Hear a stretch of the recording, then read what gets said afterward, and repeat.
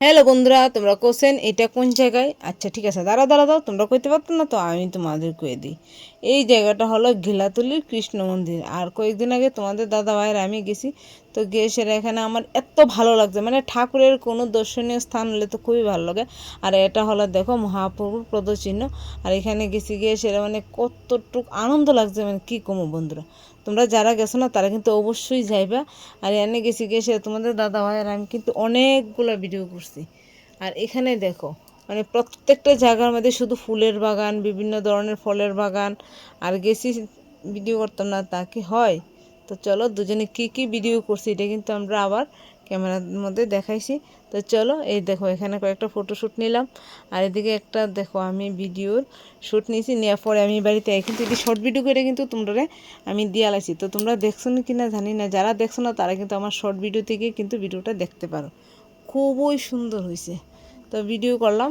আর এখানে বন্ধুরা আমরা যে জায়গাটাতে গেছি সে জায়গাটার মধ্যে মানে এত সুন্দর ভিউ উঠে কি তা কমু, মানে অসাধারণ। তোমরা যারা গেছো না তারা কিন্তু অবশ্যই যাবে আর ভিডিও করবে, দেখবে ভিডিও কতটুকু ভালো লাগে। তো চলো আমরা কী কী ভিডিও করছি তোমরা কিন্তু পরে ভিডিওতে দেখাবো। আর আমার যে মানে একটা মনের ইচ্ছা আসলো যে আমি গিলাতলি মন্দিরে যাবো, সে আমার আশাটা কিন্তু পূর্ণ হয়েছে বন্ধুরা। আর এই যে জায়গাটা দেখছো এটা হলো মন্দিরের সামনের দিকে যে রাস্তাটা গেছে, এই রাস্তাটা ঢুকেও এই জায়গাটা। আর এখানে প্রচুর ফুলের গাছ দেখো। তো তোমাদের দাদাভাই আমি মিলে কিন্তু একটা ভিডিও করছি। বৈশাখের বিকেল বেলায় তোমায় নিয়ে বকুলতলায় প্রেমের একটা গান শোনাবো, পাখিরা ডাকবে মনে রং লাগবে, মিষ্টি মধুর গান শোনাতে চাই।